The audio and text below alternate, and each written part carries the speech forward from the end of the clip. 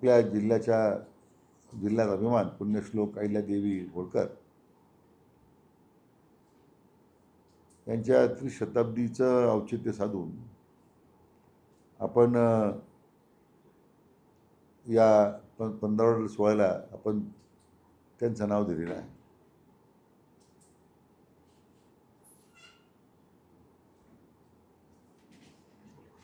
त्याचाच एक भाग म्हणून यावर्षी आपण गोदा ते नर्मदा पुण्यश्लोक अहिल्यादेवी होळकर जलयात्रा या उपक्रमाचं आयोजन आपण करण्याचा निर्णय घेतला.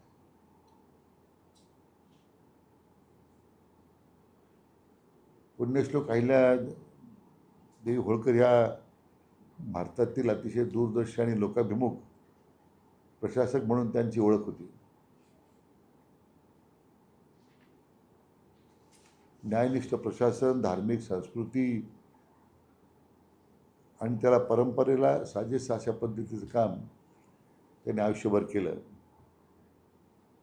त्यामध्ये विशेष करून मंदिरांची पुनर्बांधणी असेल, जुन्या घाटाचं त्या ठिकाणी त्याचंसुद्धा पुनर्बांधणी असेल, जे बरे अनेक वर्ष बंद पडलेले बारावती पुनर्जीवित करणं असेल, पाणी व्यवस्थापन आणि लघुसिंचन याच्यामध्ये विशेष त्यांचं कार्य होतं. आणि त्याला अनुसरूनच आपण हा 15 साजरा करतोय आणि यात्रा त्यानिमित्तानं काढतोय. आपण त्या यात्रेलाच या जलयात्रेलाच त्यांचं आपण नाव दिलेलं आहे. माननीय मुख्यमंत्री महोदय, माननीय देवेंद्रजी फडणवीस साहेबांनी या यात्रेचं आयोजन करताना विचार, वारसा आणि विकास या त्रिसूत्रीच्या आधारे राज्याचं जलव्यवस्थापन आणि जलसंवर्धन काम आधी गतीनं केलं झालं पाहिजे अशा प्रकारची भूमिका मांडलेली आहे.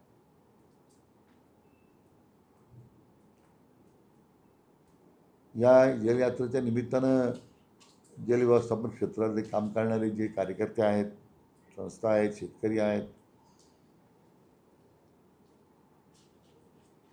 यांचाही सहभाग आम्ही करून घेतोच. परंतु आंतरराष्ट्रीय महिला वर्षाच्या निमित्तानं महिलांचा सुद्धा मोठ्या प्रमाणात सहभाग करण्याचा आमचा प्रयत्न आहे. यात्रेचा शुभारंभ 25 एप्रिलला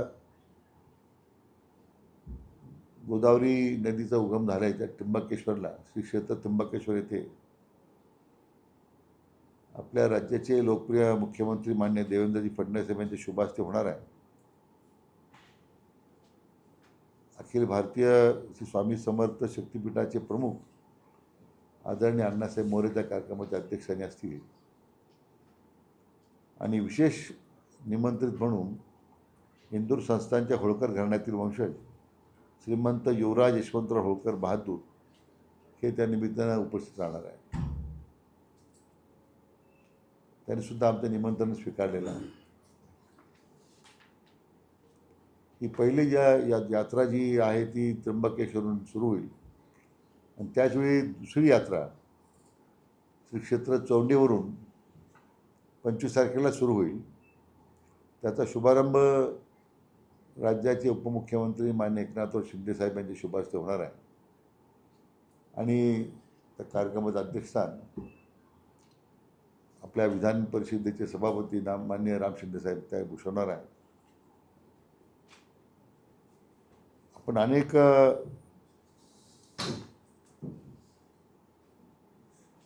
संत मंडळींना या शुभारंभाच्या प्रसंगी निमंत्रित केलं आहे. त्याचबरोबर आपल्या जिल्ह्यातील सन्मान्य जे खासदार आहेत, आमदार महोदय आहेत, त्यांनी सुद्धा त्या ठिकाणी मोठ्या संख्येनं लोकांनी सुद्धा उपस्थित राहावं असे आपण आता आवाहन करतोय. ही पहिली यात्रा जी निघणार आहे ती तर कार्यक्रम पत्रिका आपल्याला आम्ही दिलेली आहे.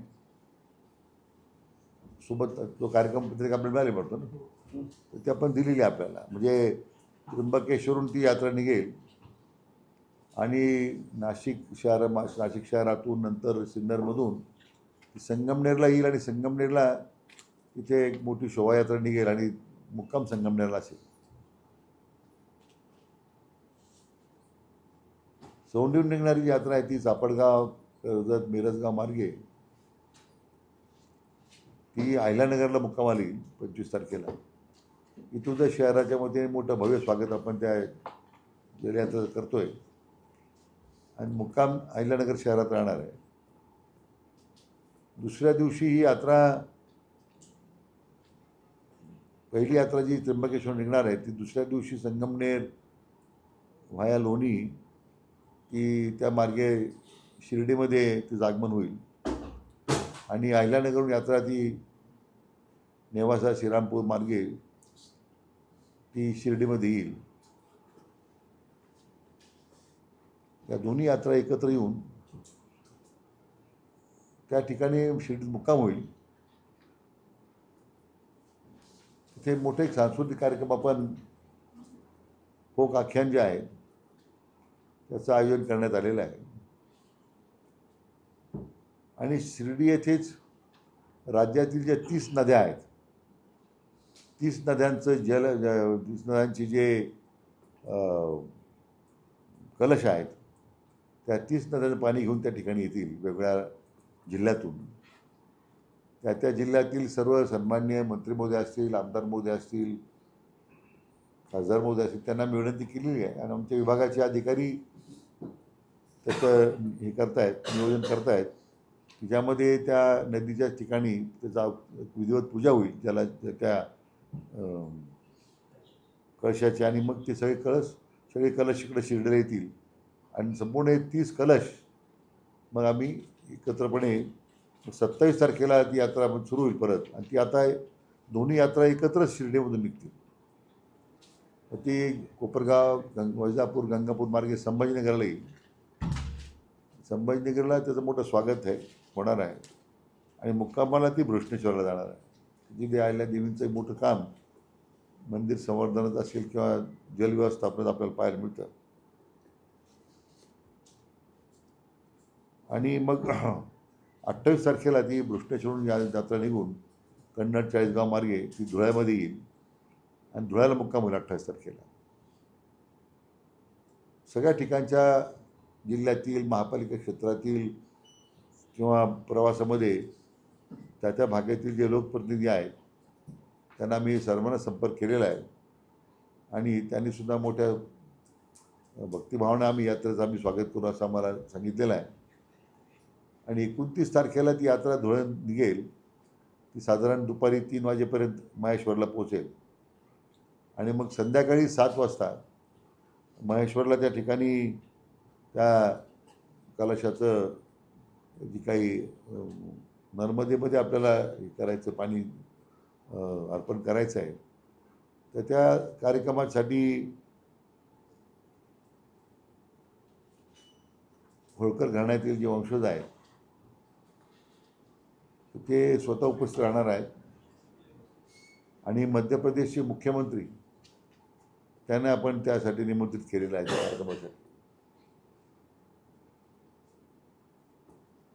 आणि 29 तारखेला ती यात्रा संपेल.